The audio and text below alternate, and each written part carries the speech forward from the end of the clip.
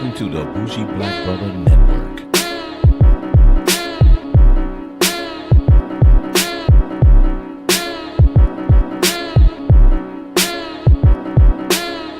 Good afternoon and welcome to Fade to Black Cinema. I'm Michael, your Bougie Black Brother, and I'm here for our review. And I've just finished the series of Daredevil Season 3 on Netflix. And usually when I get out, I try to find a time to kind of binge it either for a full day or actually for at least 2 days, because it's so intriguing that you're ready to get back into it. So me and Alicia sat and we watched the series for 2 days. I tried to stay up late, but it was going on 2 o'clock. And so we really had to take it in and finish it the next day. But this is the Netflix series of Daredevil, and this is the 3rd season. So for most people who didn't know, the first season was kicking off the Marvel Universe that was on Netflix. And from there were, different characters that kind of blossomed out of that. And then the Luke Cages, the Punisher, Elektra, Claire, who was the nurse who shows up in almost every single one of them. And even think he showed up in Iron Fist, and Crazy Girl, what's her name, Jessica Jones. So all of those characters started when the first Daredevil series started. And if you start with that, that is the most intriguing series of them all, because this is a human guy with heightened abilities, not super abilities, but heightened abilities. That's what made him such a different character in the Marvel Universe when it was created. And a little shout out to rest in peace to Stan Lee, this 95-year-old guy who's phenomenal in creating these characters, and getting together with Jack Kirby, who doesn't get a lot of credit for a lot of the characters that was created as well. But anyway, this Daredevil series was very intriguing because he was a lawyer trying to do the right thing. He was blind. He had a best friend, that Foggy, that was really with him along the way, that he was hiding, and he wanted to right the wrongs in a certain way, and it just built up. So that first series was like kind of a vigilante, almost like Batman without the billions of dollars, the Bruce Wayne character. But this is Matt Murdock. So it was really such an intriguing, and it was like, wow, they made this superhero series so realistic. So you was looking forward to the next one. And then I think Jessica Jones came out and had that same really feel.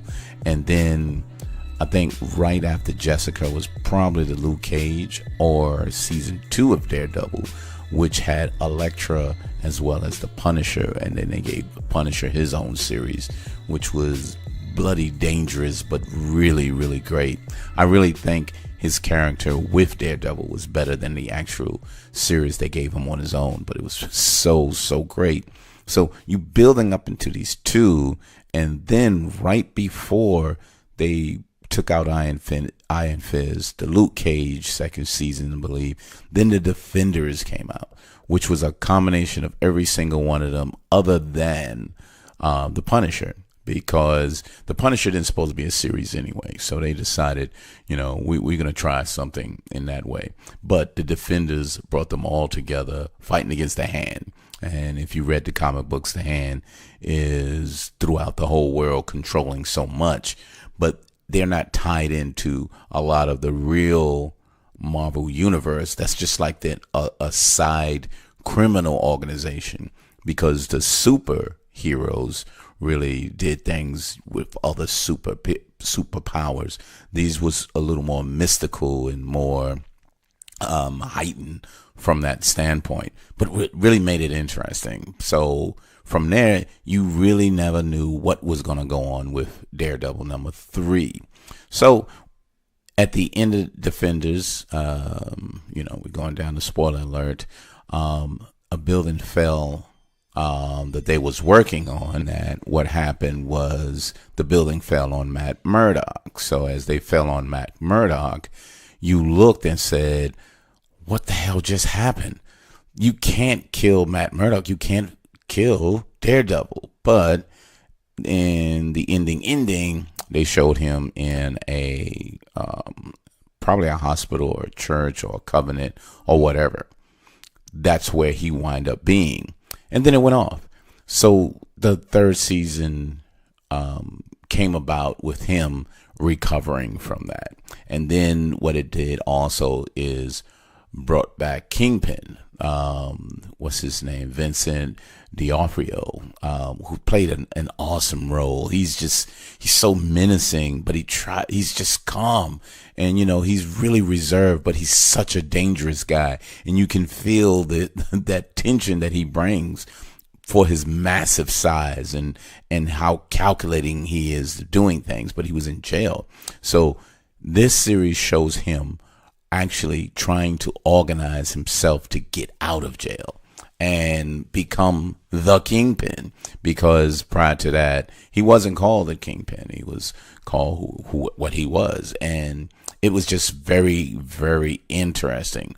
But then Daredevil, or Matt Murdock, he really wanted to just stay away from being Daredevil. He didn't really want to be that guy anymore. He felt that his faith was over, and Elektra was killed, and he didn't realize she was killed before, and somehow she's gonna come back because she's part of the hand that kind of regenerate themselves. So he doesn't know all of that, but she never showed up in there. So another spoiler alert.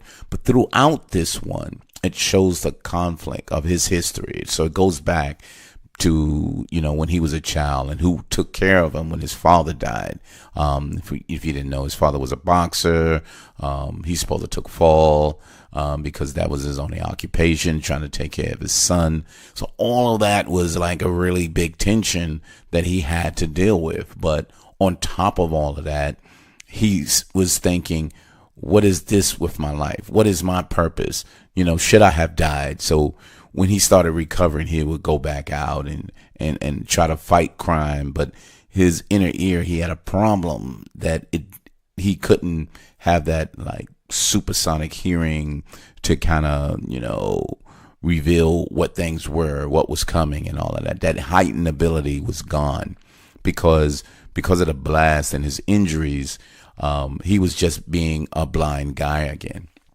But all of this recovery, he really just was trying to work through. And then you see the separate storyline, which was the Wilson Fisk character, which is Kingpin, of how he was working with the FBI in order to get himself out of jail, and manipulating them as well as manipulating others to get him to say, I can get you a lot of these crime bosses and so on and so forth. So all of these different things from that, you showed his character redeveloping himself, getting back out. So, and that was really interesting because I didn't catch it until a little later, and then I was like, this does seem a little suspicious.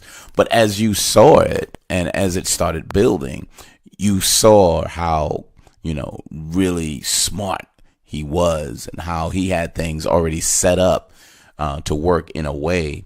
But he didn't expect to have Matt Murdock being part of any of that.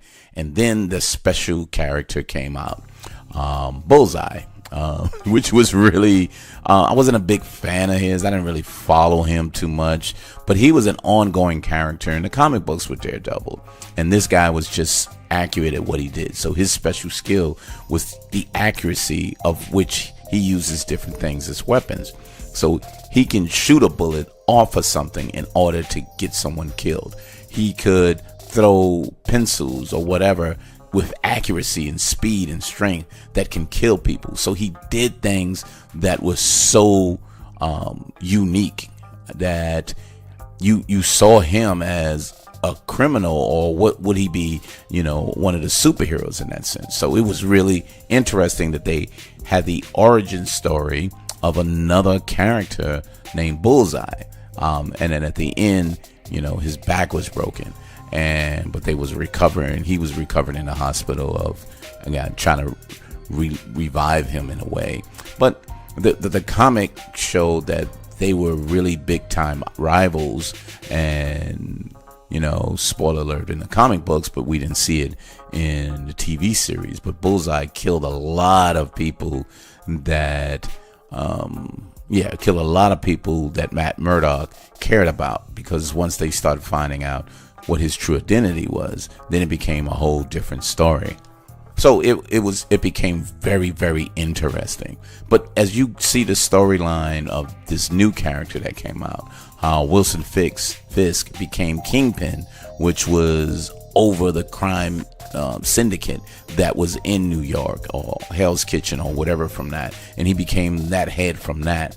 But his weakness was the woman he loved, and he wanted to bring her back and marry her, and then go from that. So all of that became really interesting, and said, will he become Daredevil? Will he take the moniker back up and be that? So the storyline showed his inner demon that he was struggling with. He got back with Foggy and everyone else that was part of his team and lawyers to say, do we get together as friends? Do we get together as taking care of the neighborhood? What do we do? How can we get together and become a better team, which is within the world of Daredevil, as opposed to calling on his friends from the Defenders? So if you watch this, I know probably in your mind, you're probably saying, so if you had that much of a problem, why didn't you call Luke Cage?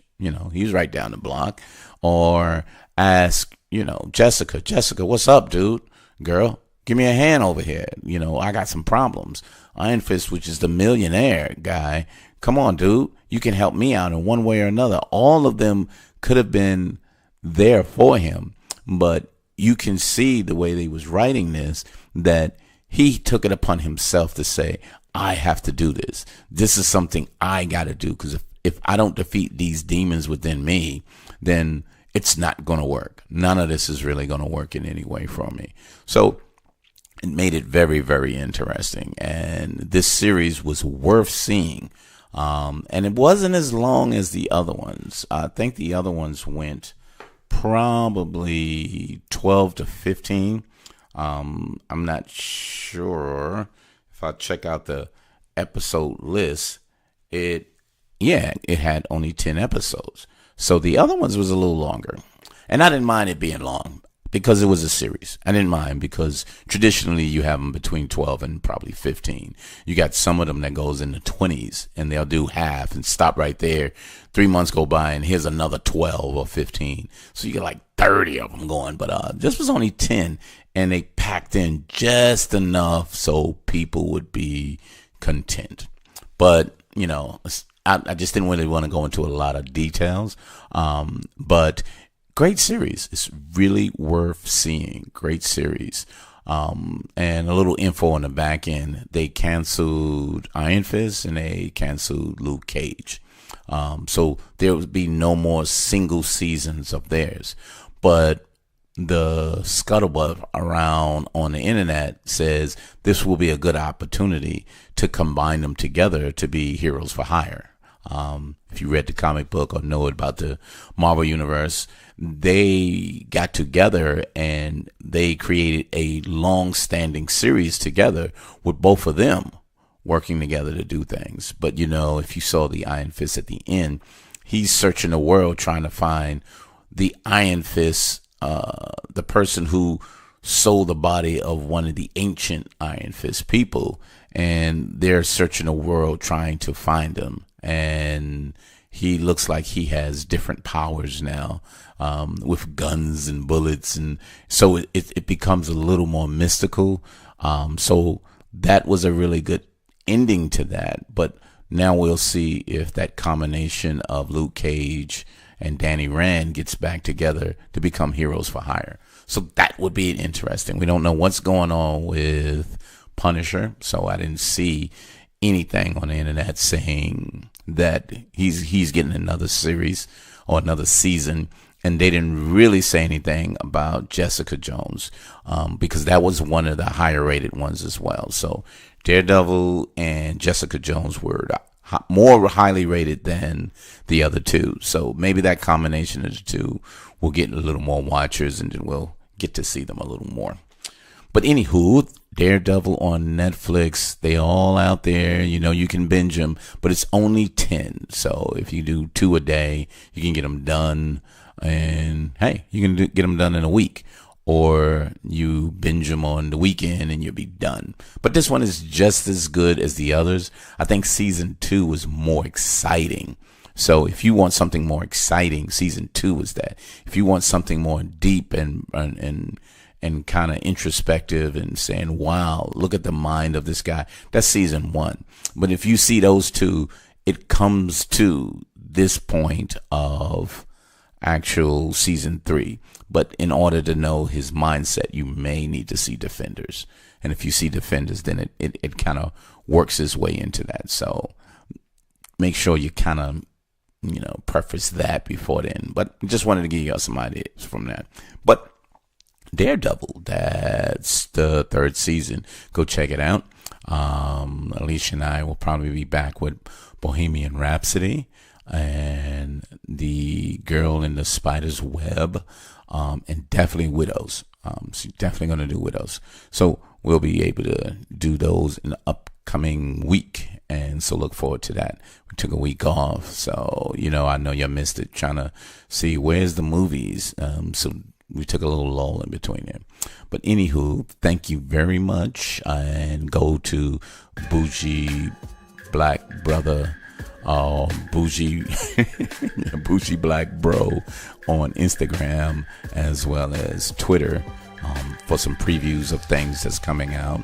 Or go to the bougieblackbrother.com, where you can see all the podcasts, and make sure you go to any podcast downloads and either look up, and some of them is holding the old version, so Urban Lifestyle Cafe, the new one is Fade to Black Cinema, and Bougie Black Brother.